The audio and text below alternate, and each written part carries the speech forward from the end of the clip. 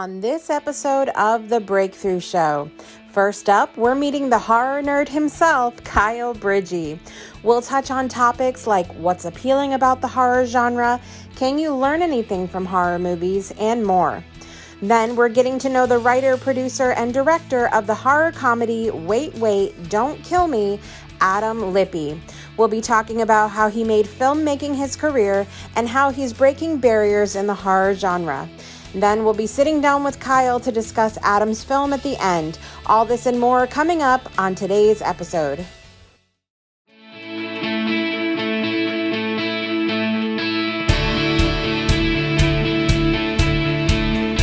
Life gives us moments when we have the opportunity to make a choice. And what we choose has the potential to change our lives forever.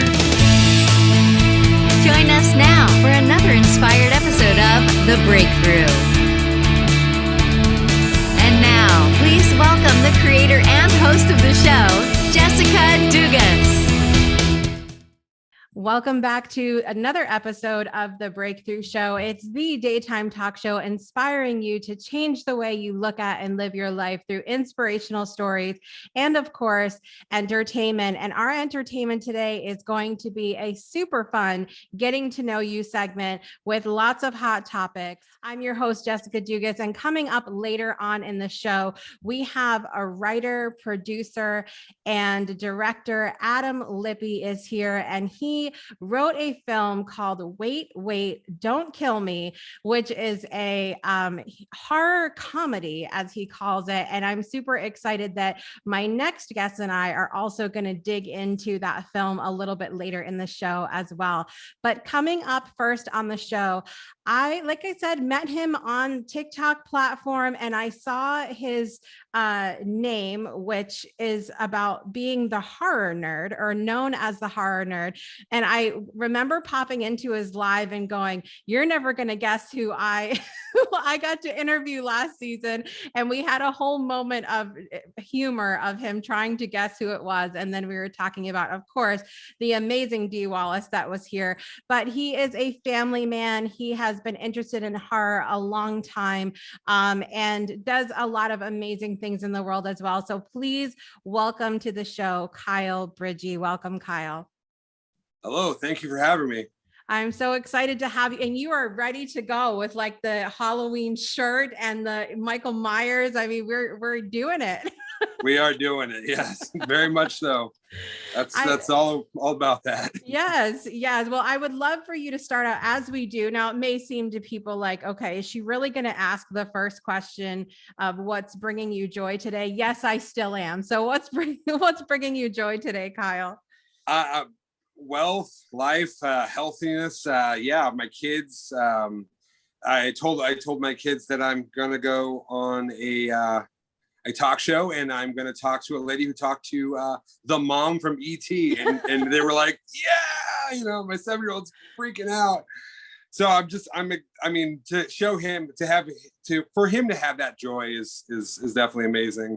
Brings love in my life. So I love that so much. Love it. One of my joys in my life is my kids, my wife, who she does not like horror movies. I saw that in your bio that she does not actually like horror movies. Now, how does that work out? Like, if you're going to do you watch them by yourself, or? Yeah. So she'll watch some stuff. She'll watch like the Insidious stuff, and she'll watch, the Conjuring and, Paranormal Activity, anything scarier than that. She's, I have to watch it in the dungeon, so I have to go far, far away from her. So. Isn't it? But have you met other people that only like certain types of horror movies and they can't do other ones? All the time. Like I am not a big fan of the found footage. It just makes me sick. The camera jumping around and stuff like that.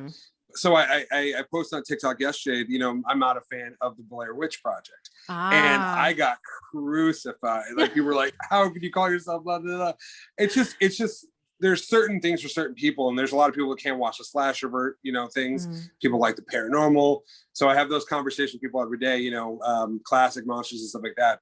It's really interesting. That's what I love being on TikTok. I was not a fan of TikTok when I first got on Me it, neither. and now I can't live without it. So I know. And it's such, I mean, it's like that in every part of life, right? Like everybody has their reasons for liking and disliking certain things. And I think what's interesting about horror is that there are really deep reasons why certain people don't like certain parts of horror, and whether it's being that it's too real, that oftentimes horror touches on things that we are very afraid of or have experienced before. Have you ever had that experience yourself where you couldn't watch something because it was too much like real life for you? Yeah. So one of the when I first started getting into horror movies, I watched the Friday the 13th. I watched that kind of stuff, and that kind of was kind of, you could tell it's fake. It's a guy in a mask. Yeah. Doesn't die. You could fall, and he catches up to you. He's walking super slow. That kind of stuff. And then I started watching like I found a movie called Cannibal Holocaust, and the movie was super real. Like it was super real. Like you couldn't tell that it was a movie. And honestly, reading about that thing, they thought it was people literally being snuffed out in a film, and it was really, really hard to watch. And then I was reading a little bit more about it, and they literally paid the actors to stay low for a year, and then the director was brought up on charges and took into court, and he had to prove that these people were not, really deceased. So stuff like that, it takes the real factor, and I have a hard time watching those. I mean, I love, the campy stuff. I love, like one of the newer movies I just found was Freaky, and it's Vince Vaughn basically playing the killer, and he switches bodies with a young teenage girl. So it's like Freaky Friday.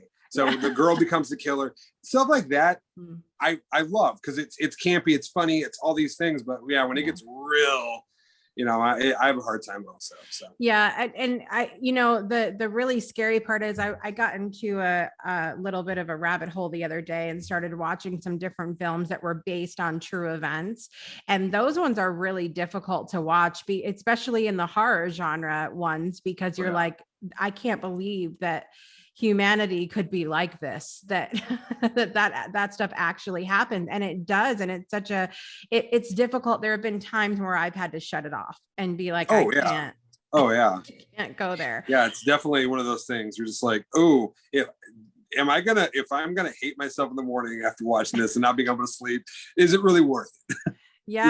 Yeah. I remember having an experience of going to a sleepover, and I hadn't really watched horror movies before.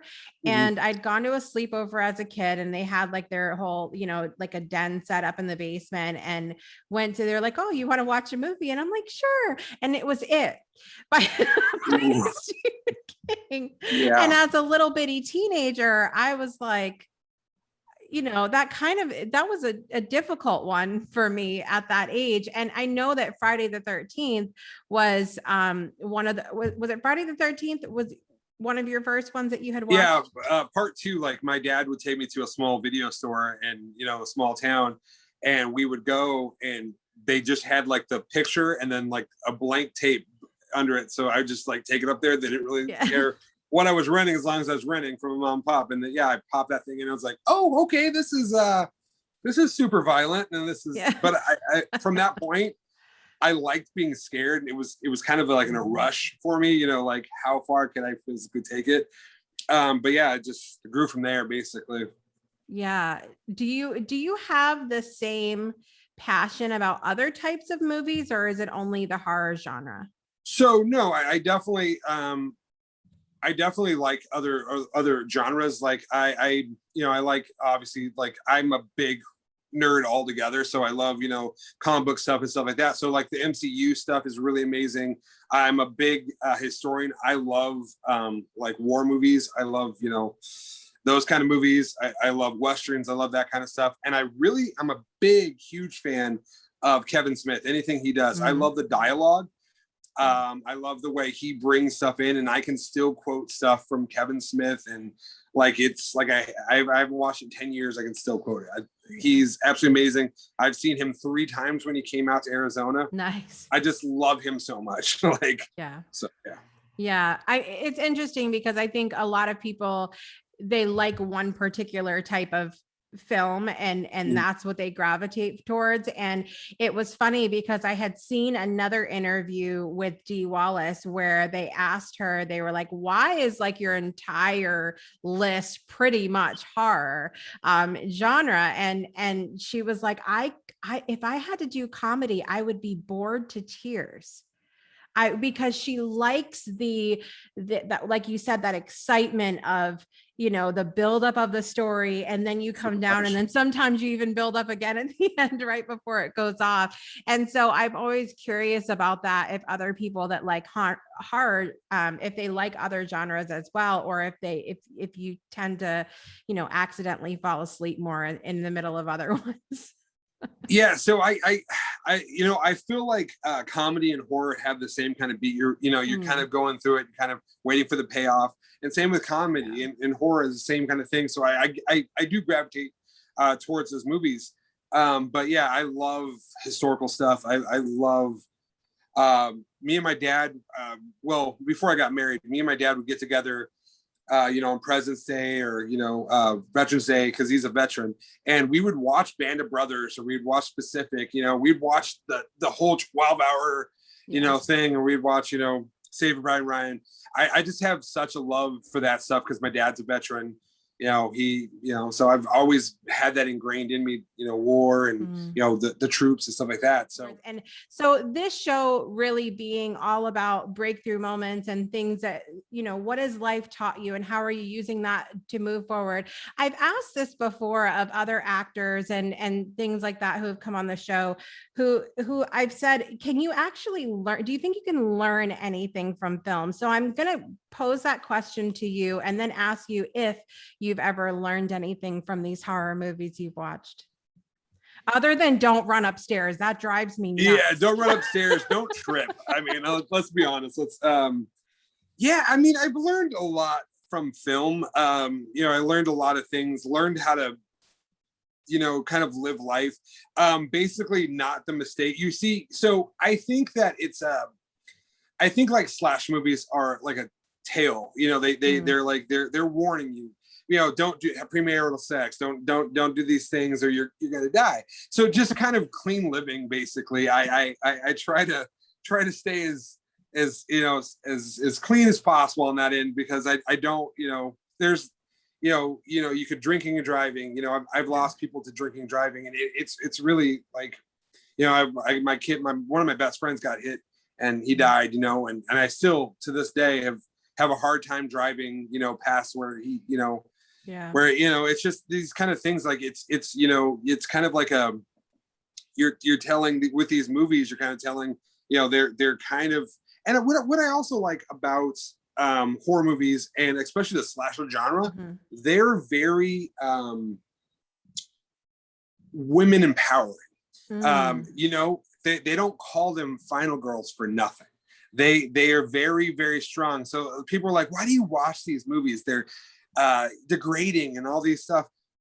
But man, I can tell you 1.5 million people, you know, that I look up to, like Tina, you know, all these people from these movies.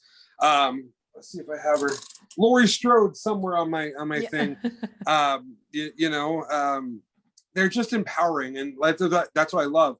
I told my wife, if we ever had a little girl, you know, if she ever got into the, you know, I'm not going to push it on them, you know, but you would see how empowering these especially like the Halloween series. There's a bunch of really strong women in those movies, and that's what I really, really like about horror slasher kind of things. It's very empowering, and you know, a lot of like the the stuff that we're going through now, like you know, obviously we're dealing with, you know, quarantine and all that stuff, but there's a lot of strong characters in the Nightmare on Elm Street that are African American. There's you know, gay and lesbian, that kind of stuff now, you know, in these movies.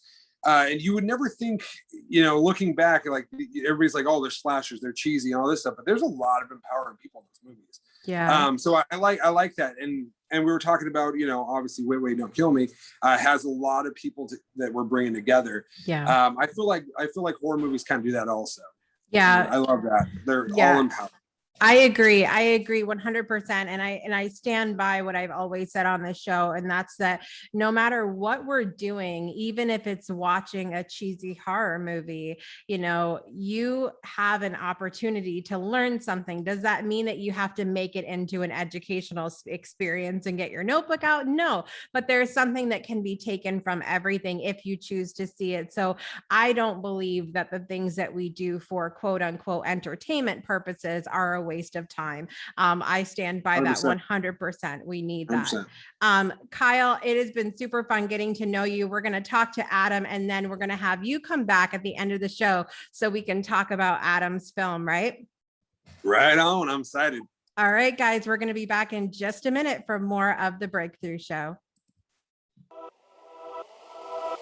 Welcome to E360 TV, the live streaming and on-demand destination for influential voices and enlightened audiences. We offer trending, grassroots, and purpose-driven content across a diverse range of interests. E360 TV is more than just watching programs. We offer the ability to interact with live shows connecting audiences to real, authentic influencers and storytellers while streaming to millions of devices.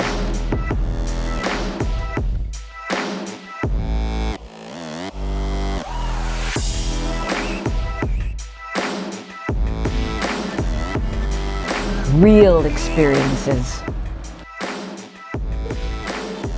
Raw conversations.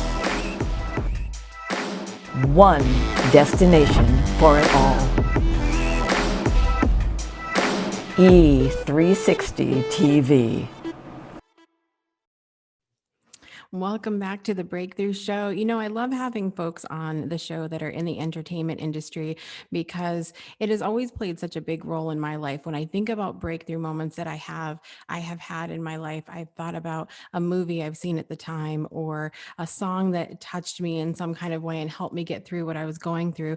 And our guest today has a fun history in the entertainment realm that's involved. He's been involved with everything from critiquing films to releasing a horror comedy this year during the pandemic. I'm really excited to get into that with him. Please welcome writer, producer, and director Adam Lippe to the show. Welcome, Adam. Thanks very much, Jessica. I'm so excited to have you here because movies have always been something that's really interesting.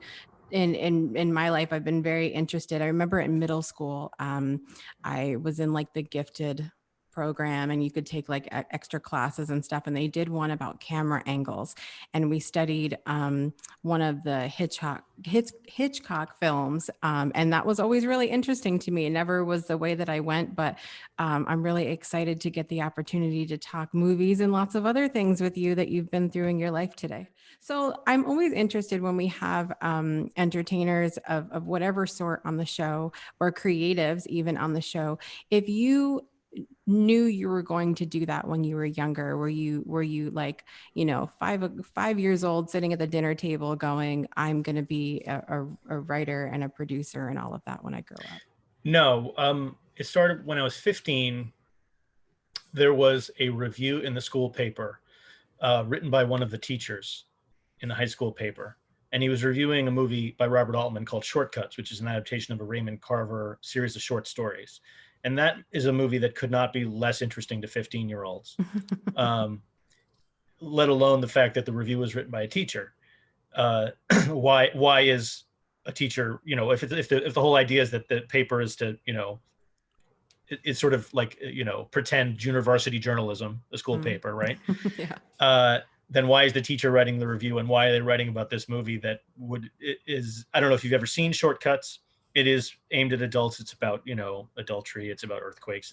It's vignettes in Los Angeles. Everyone, it's completely misanthropic. Could not be less interesting to 15-year-old New Yorkers where I grew up. And I've seen it since then and appreciated it, but at the time it made no sense. Right. And the language he was using was very advanced for 15-year-olds. So what I did was I went to the movies that weekend and then wrote up reviews for 2 movies, and then which I'd never done before, and then put a packet on top of the school paper, and then everyone started taking my packets, and then I got in trouble because the school paper didn't like that, because more people taking mine. So. And I got called in, talked to my dean, and I was essentially forced to join the school paper.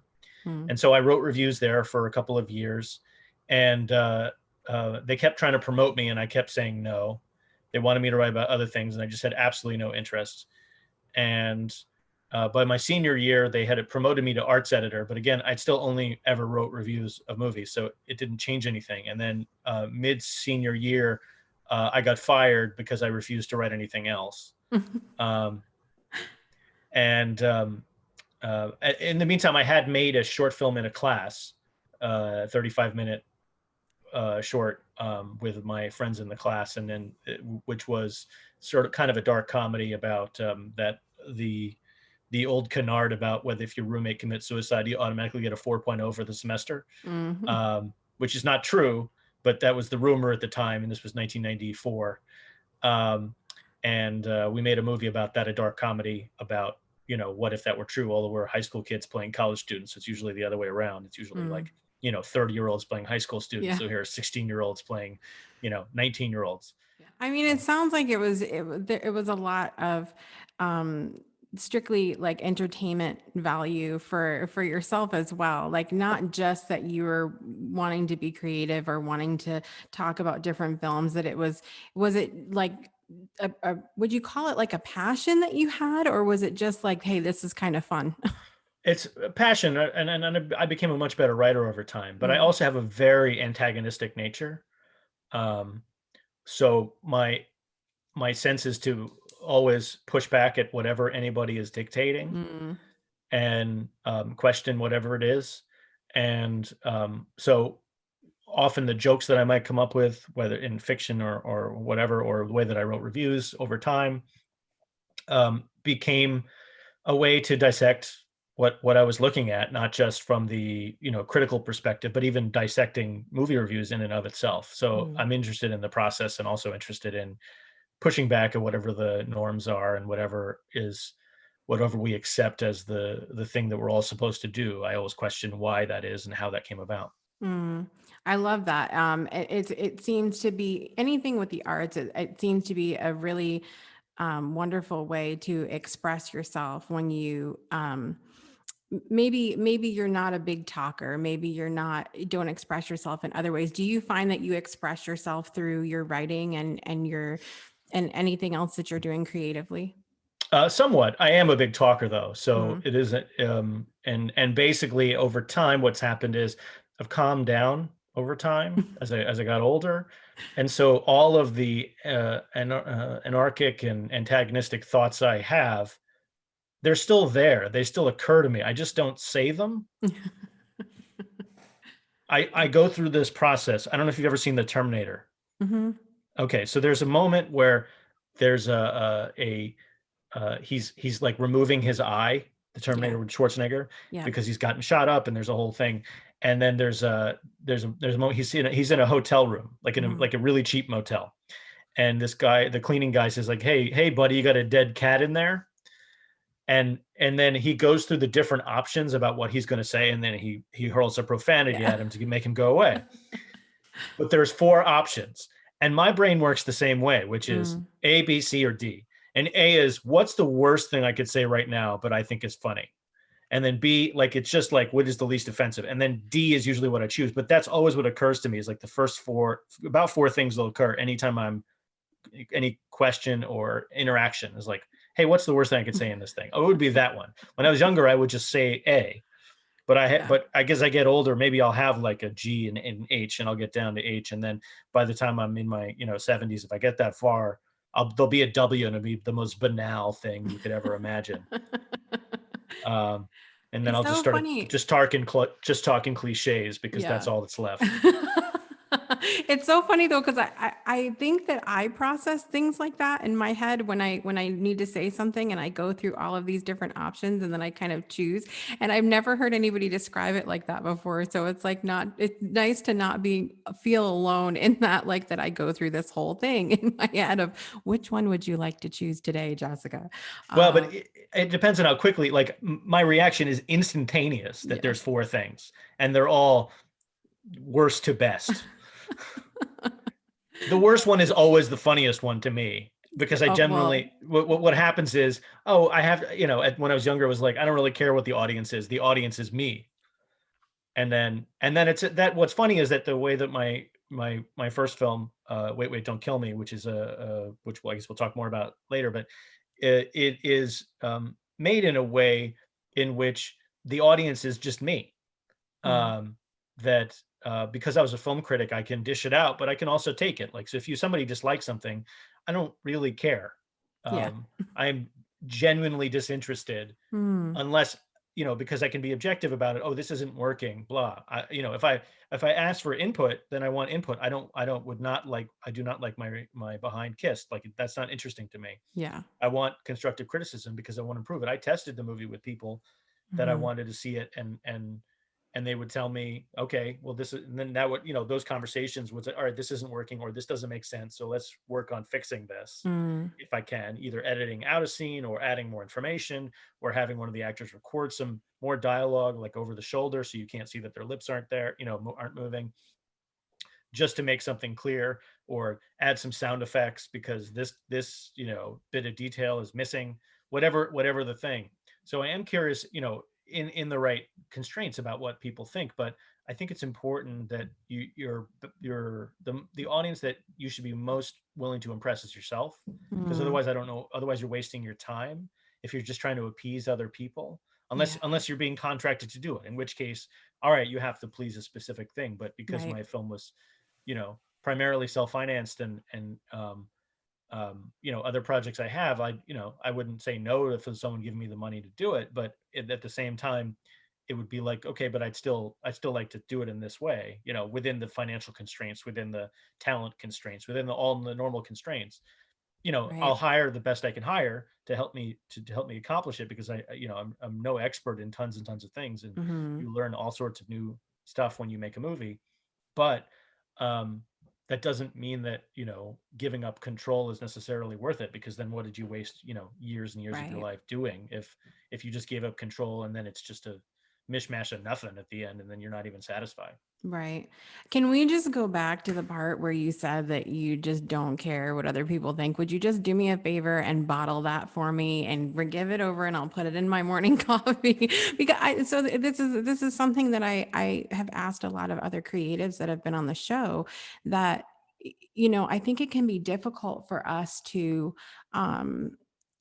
not take the criticism completely to heart, especially when we're really passionate about our art or whatever it is that we're putting out there. And so, I mean, have you always been that way in your personality, where it's just kind of like I'm doing what I want, I don't really care what other people think about it? Or is that something like a muscle you built over time? It's both. So because of my antagonistic nature, which occurred very, very early on in my life, we don't have to get into it, but I was a non-religious person from the age of 5, because there was an attempt to sort of force it on me. And since my genuine stance is, why are you forcing something on me? If this is a natural occurrence, this should occur to me, or like there should have some sense into this. You shouldn't be trying to force me to learn it in a particular way that you can't explain. So from an early age, that's what I've been like that. And over time, because I don't care what people think most of the time, that can make you very unpopular. And that developed as a defense mechanism a little bit, but also it just made it so I didn't have a lot of close relationships, but didn't care. So I often have lots of long-term relationships with small groups of people, Mhm. and can amuse myself because I was mostly isolated. So I know how to entertain myself. I know um, what interests me, what is a waste of time, what I want to learn more about, and you just become, less self-conscious about um, what other people think. Now, I'm also incredibly self-aware. Mm. Um, so I know how I come off. I'm just indifferent to it. Right. Uh, and I'm aware of what I'm saying, and a lot of it is pre-processed in a way where it's like, okay, well, I've had this thought. How do I express this in a conversation? Mm. So um, there is a, I guess, to sort of answer your question, yeah, it started early, but also it was a defense mechanism because, like, if people are going to be mean to you, what difference does it make? I'm going to be much meaner to you right back, and you're not going to like it, and I'm Mm. not going to care what the response is. If it's going to hurt your feelings, okay, you deserve it. Um, so um, I've never necessarily grown out of that. It's Mm. just whether I've chosen to apply it for good or bad. It's Mm. just basically a distinction, a psychological distinction where when I was younger, it was like, I don't really care where the aim goes and what it hits. When I was in high school, my dean told me that he referred to me as Teflon. Um, and that's still true. But it's not that someone can't say something and hurt my feelings. It's just that it's not going to be evident that that's true. Because nothing is expressed on my face, and I'm not um, uh, holding onto it. But what's weird is I also have a very, very long memory and Mm. very detailed memory. So I can remember all the things that people want to forget. I can remember in extraordinary detail. And I can also, like, if I'll read something and then it'll trigger like a memory that'll build out, like, oh, right, that's what that thing meant that I haven't thought Mhm. about since 1986. That can be a And that, blessing and a curse, I think, well, to it remember. it helps in terms of writing, but I was around a lot of people when I was younger who are very wealthy and the children of very famous people. Mm. And so it can build in, like, my understanding of what wealthy people are like, um, when something will just come up and I'll read something and I'll go, that's what was going on. That's what that meant. Oh, all right. Okay. I get it now. Yeah. Without spilling any beans, in public here. So, Mm. uh, we'll just say lots of uh, rich people, lots of famous people, some of the most famous people. Come on, Uh, let's spill the tea here. Let's talk. No, I'm just no, because I don't need any of their fans coming after me. I hear you. I hear you. Was there some point, Adam, that you got to where you realized that this wasn't just like the producer, director, writing thing wasn't just like a school thing, that it was something that you wanted to do for however long? I made some movies in college. I didn't enjoy the process at all. Mm. I made their shorts, and I didn't enjoy the walking on eggshells thing that you have to do when you have people working for free. And the editing room, you'd lose 16 hours and forget it even happened. It would just be gone. The whole day would be gone. And um, I didn't like that. So I went back to just being a regular person after I graduated with my degree, and then was temping and teaching and all sorts of things Now, what was your degree in? Was it? in I video don't. production and fiction Okay. writing. Okay. So Yeah. I get burned out. And then at the end of 2012, I was pretty burned out from doing it. And I was having a conversation with someone and they said, hey, I want to make a zombie movie. And I said, everyone makes zombie movies. Why not just make a virus movie instead? You can make up your own rules. You don't have to follow along with everyone else does. You can decide how the people react to the disease, and you can make up what the disease does, and have more fun and do pretty much the same thing. And he didn't agree, and I went off and wrote a virus movie. Um, and just what initially was sort of a parody, kind of a mix of a horror film and a satire about what happens when if most of these sort of vampire slash zombie slash virus slash any of these kind of movies, they're all the Yeah. same in a way. They all have a lot of the same formulas to them. So, but what if they're often like not in big cities, and if they are in big cities, it's almost all white people. So I wrote a movie about where I had lived for a couple of years, which is Germantown, and specifically Nicetown, which is a real place. in Philadelphia. And I thought, well, what would happen if this virus got loose in Nicetown? Would any of the the country or the community at large outside of that area really care if the victims were going to be poor, black, and brown? I surmised that they would not care. And so the movie became about that, but it was also about the fact that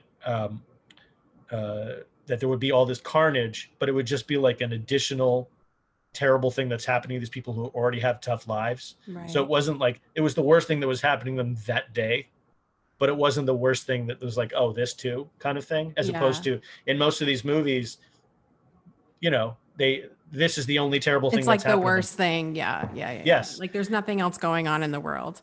Correct. So this is, well, what would it be like if this was bad, but not the worst thing? Right. And then what would it be like if you got to see, I wanted to show both sides of it. So I wanted to show the decisions being made that causes this to get worse, the indifference or the deliberate choices, which is what the villains do in the film, and how that affects the people that we have to watch, because it's about the people who this disease gets loose in Nicetown. And the name of the film is Wait, Don't Kill Me. But the disease gets loose in Nicetown, and it causes massive dehydration. People start attacking each other for their bodily fluids. And one of the attacks is caught on a viral video, and the military goes into a local hospital to try to slow it down. They realize they can't do it quickly enough, so they fence off Nicetown and most of Philadelphia to just let everybody die. And it's about the people who are left there to die. So you get to see like both the decisions. And that what's different is that the movie was really initially constructed as like an extreme horror movie, with lots of carnage and violence in increasingly baroque ways, expressed in fairly extreme ways. Absurd death, lots of them. Basically, what I did was, because I'd been a film critic, I'd seen thousands of horror films, and I wrote down 60 ways I'd never seen somebody die in a movie. And in the first draft of the script, there were 39 of those deaths. Now, 39 sounds like a lot. Now, when you read it in the script, it's way more. And so the early drafts were way too long. They were like, basically 2.5 hour movies. And they were so focused on the violence that they would be fun, but like it was exhausting, because by page 40, essentially nothing had happened except that people were dying in these strange ways that you had never seen in a movie before, because I never thought I was going to make the movie. It was just like an experiment, really. I offered it to some filmmakers that I knew. They weren't interested. And then I was like, I guess I'm going to make this because no one else is. And I was like, I'll just direct the dialogue. I'll have someone else do the action and the horror stuff. And then you try that out. And then I tried to get financing. That didn't work. And then I'm the only one who's okay, I guess I had to keep moving forward. And then it just took a long time. Yeah. And then eventually, after a couple of years, I was able to make it in parts. Like we ran out of money in the middle, didn't shoot after we had cast, didn't shoot again for 18 months. Wow. After we ran out of money, and then came back and then shot like one of those days I described before, where it was like 18 scenes in 10 locations. So that was like, we shot 5 days in 2017. That was like those 5 days. And then post-production took forever. It took so long because I hired the best crew that I could find, which means I would make a deal with them. Like, all right, look, I can't afford to pay like your high-end salary, so work with me on that. And like, if you like the script, you'll want to do this. And because that means that in order for them to eat, they've got to take on corporate jobs. You work around their schedule, not the other way around. Right. So post-production took so long. In fact, it took so long that a sequence that was never supposed to be animated, I just didn't have the footage. The animator, who was only, supposed to do one sequence, ended up doing two. She had so much time in post-production that an entirely new sequence, a dream sequence, which ended up being the best thing in the movie, was created because she had, an additional year to do it. It took a really long time, and I just kept fighting through, because what happens is you go to yourself, all right, the nightmares I have about not finishing this movie are way worse than the sensible ones that I'm having about what this is doing to my body, what this is doing to my pocketbook, what this is doing to me mentally. But it's like, but I will never forgive myself if I don't finish this. So you just keep going. And then the movie was finished the week that Pennsylvania shut down. in March of 2020, and then Mm-hmm. was released. It took distribution is its own terrible conversation, but it played virtual cinemas in August and then in October. And then by the time you hear this, it'll be somewhere else. But That's obviously, awesome. I can't guess at whatever that is. Then Yeah. I mean, I love your story though, because there are so many people that, have they want to get something done. And when they keep getting knocked back and these different things happening, and I don't say knocked down for you because you did keep going, but like they keep like your funding didn't go through and all of the, then we got into 2020, which is its own animal in itself. And so about all of these things coming along and you just kept going and you got it done and now it's out there. And do you feel like, you can rest now, or do you have other things that you have planned? well, no, I mean, I've written some other things, but they're much smaller. I mean, the lessons Mm. I learned was don't ever make a movie in that way. Yeah.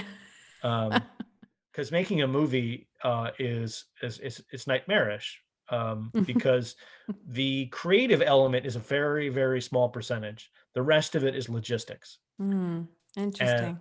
the rest of it is, how do I plan? How do I do this? How do I negotiate this contract? How do I talk to this person? How do I get the attention of this company? How do I sweet talk this situation? How do I get out of this? How do I overcompensate for this problem? Right. And it never ends. I mean, this took 7 years, and most of the Yeah. time there were all these problems that you would just stop.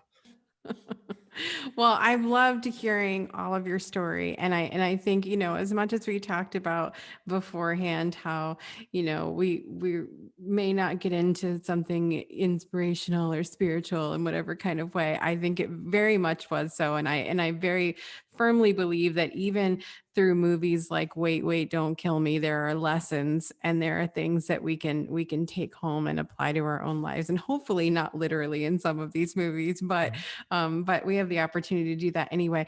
Adam, what's the best way for people to get in touch with you, which I'm assuming will lead to how they can watch the movie as well?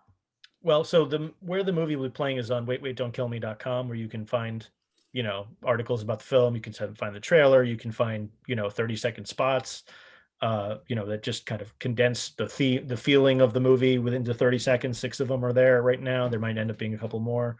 And interviews and all that stuff. And then it'll also say like where you can currently find the movie whenever this airs. I am on Facebook, and under my own name, and the movie is also on Facebook. I will engage with people over Facebook Messenger, but just realize that anyone who decides to engage in a conversation with me is probably going to get more information than they wanted out of the experience. That's okay. So don't come in any of those situations lightly.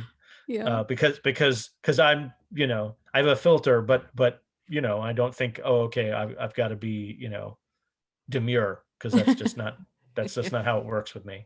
Well, hey, that's why the world is amazing the way it is that we're all really different. And some people don't talk a lot and other people like us, we make up for that. So that's okay. Adam, it was a pleasure talking to you today. Thanks so much for being here with me. Thanks very much, Jessica. All right, guys, we'll be back in just a minute for more of the Breakthrough Show. Breakthroughs are about more than you might think. They're about discovering who you are, digging deep, reaching to the core of your soul. They're about healing yourself, understanding your beliefs, creating a ripple effect. And it's not just those initial moments that matter. It's about using them to bring more joy into our own lives and the lives of others. It's about having fun, letting loose, enjoying every moment life has to offer. It's about finding a safe space. It's about creating connection.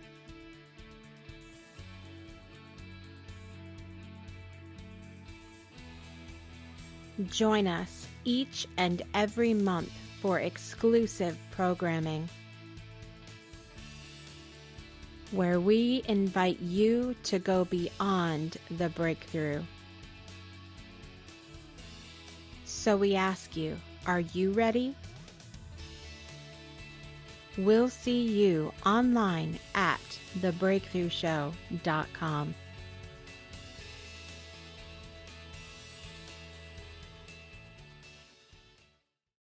Welcome back to the Breakthrough Show. I want to give a big thank you to my special guest today, Adam Lippe, for being here. And I'm really excited to be joined back by my good friend, Kyle Bridschge, who is going to talk with me about Wait, Wait, Don't Kill Me by Adam Lippe himself. So Kyle, this was a very interesting film that you and I talked before we came on today.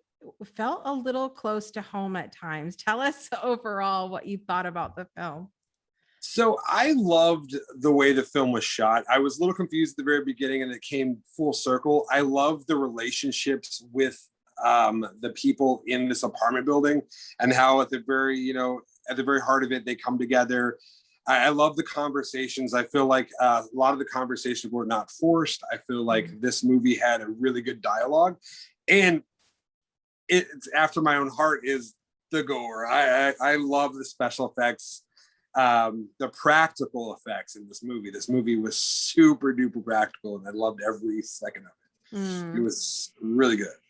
It felt very human at times to me, where sometimes when we're watching horror movies, we feel like, well, that wouldn't happen, or that was clearly just an effect or something like that, when there's effects in this movie, but it feels like the stuff that happened could actually happen. One of the things that we talked about off camera as well that I really wanted to bring up was the fact of how good of a job they did of bringing different cultures and different types of people together in this film, and representing everything from straight couples to gay couples to children to adults, white, black, Asian, like the whole spectrum of different kinds of people, and I really found, and also you were talking about strong women as well. I saw that represented in this film also. Definitely. And so I was really happy about that, because I think that horror movies in the past, older horror movies, haven't always had the reputation for being all inclusive. Not at all. Not at all. I definitely felt like this movie was definitely inclusive to everybody, everything, even to the point pointing out that one of the characters is a vegan. I mean, they went really into that too. So I mean, it was a well-made movie. I love that that it felt like the characters had like these inner jokes, like they were like inside jokes, like when the mother was talking to the daughter to stay in the house, and they were have that banter. I love that, like the back and forth and the kind of teasing aspect of it. And I loved the father in the movie, how he sings the slogan to his daughter, and she's like, "Oh, Dad," that kind of stuff. And it just felt like really, it's the kind of stuff I do with my kids. I like to embarrass them. I like to make them, so, and it kind of felt close to home, and I really, really enjoyed that part of the movie. Yeah, I will agree with you. The one thing that I would have loved to see more of were like the little Easter, and I'm sure that I'll watch it 800 more times and I'll notice more, but there were little things like just towards the beginning of the movie when they were listening to the radio. Do you remember the call? Did you hear the call number or the call letters for the radio station? I didn't. Oh my gosh. It was WDNR. That's Romero. I literally caught that, and I started laughing, and my husband's like, "What's wrong with you?" I said, "It's WDNR." Wow. So I'm gonna have to go back. Amazing. Yeah, I'm going to. I'm gonna watch it, and I'm gonna just look for that. Yeah. that. So in the spirit of me sharing that, I would love to have seen even more Easter eggs. And like I said, I'm sure I'll go back and hear even more. Is there anything that you would have liked to see more of or different in this film? I feel like the only thing that I had trouble with the film, and it's very minimal, is I felt like they were introduced. I wish they just would have introduced all the characters at the very beginning of the movie, because we were like 70% movie and they were still introducing a few of the characters. And I was like, oh, I would love to have gotten to know why, you know, a little bit earlier how, and then I feel a little bit more sympathetic when people, you know, when I get to know them and I fall in love with the character. But I mean, I can't even say that that's a big thing for me, because if we're going off of what the predecessor of it, Night of the Living Dead, we didn't meet the people, you know, in the attic until like almost the end of the movie. Right. So I mean, if he's going off that formula, but I wanted to fall in love with some of the people that were coming. You know, I felt for the mom, I felt for the father, I felt, you know, for the the one of the roommates, you know, at the very beginning, and you know, for the gay couple, I absolutely loved their banter back and forth. So I fell in love with them, but like the psychologist and stuff like that, I wanted to know a little bit more about her and kind of fall in love with her a little bit more. But like I said, that's one gripe that I have, and it's not even that big because I fall in love with, you know, characters in movies all the time. So it's such a great point though. Like, is it enough to have a character that you relate to on, like, whether it be like, oh, you know, I'm straight and they're straight, I'm gay, they're gay, I'm white, they're white, you know, whatever it is that you relate to, is that enough? Or do we want to get to know them further to explore those relationships? And I'm kind of with you on that point as well, of where I love, for example, on The Walking Dead this last season, like they've released all these episodes that really show in depth who these characters are. So I would almost love to see another film where we're kind of digging into who these people are a little bit. And then for this being his first film, you know, first everything, you know, like I looked him up and I was like, man, for this being his first film, I am amazed. Yeah. I mean, the sky's the limit. I mean, I would love to see a follow-up film. I would love to see another follow-up film. I would love to see what he does in his filmology, you know, I would love it. This is not going to be a movie, I think, for people who don't find humor in dark things. It's definitely not a movie for people like that. I mean, the first 10 minutes, my wife would be like, oh my God, what are you doing? Yeah. So, I mean, I enjoy it. I mean, it was really good. And, you know, the gorier, the better. And I knew coming in that there was going to be some gore in that movie. So you guessed that from the poster? I did. I mean, I'm not a detective, but I put two and two together, you know. Well, Kyle, it has been so much fun having you here today. I would love for you to take the opportunity and let everybody know about a project you're working on. So I have 2 podcasts that are going to be coming out. One I'm going to be doing with my brother and one of my good friends. They're going to talk about music and everything in between, you know, all of the genres that we're all into. And then I'm going to kind of bring, you know, because my brother and his friend, my good friend, they're all in bands. They've always been in that kind of stuff. So they're all that musical thing. But I like the aspects of, you know, themes. But I also will be doing a podcast that I will, you can find me on TikTok, Horror Nerd Talks Horror. I'll be talking a little bit more about that. But I have a gentleman, Lance from Texas, who's going to be on the, who's going to start a podcast. And then I have a guy named Tommy Voorhees. And he's in Florida. So we're all coming together and we're going to be talking cinema from, you know, the MCU stuff, you know, horror movies, you know, war movies, all the gamut, just cinema all together. So that's called Horror Cinema Nerds Talk Cinema. You're fantastic. I can't wait to hear your podcast. I'm super into music myself, and I would love to be a part of that and listen in. And so I'm thrilled about that, and super excited, of course, to see you in your element of doing the horror podcast, because that's clearly your jam. I mean, that is where I'm at. Yeah. Kyle, thank you so much for being here today. I appreciate you. All right, you guys, this has been a fantastic episode. I want to thank my very special guests, Adam Lippe, and of course, Kyle Bridschge. Thank you both so much for being here. Thank you all so much for watching or listening wherever you are in the world. I'm your host, Jessica Dugas. And until next week, I want to remind you to make every day a great day for a breakthrough. We'll see you next time.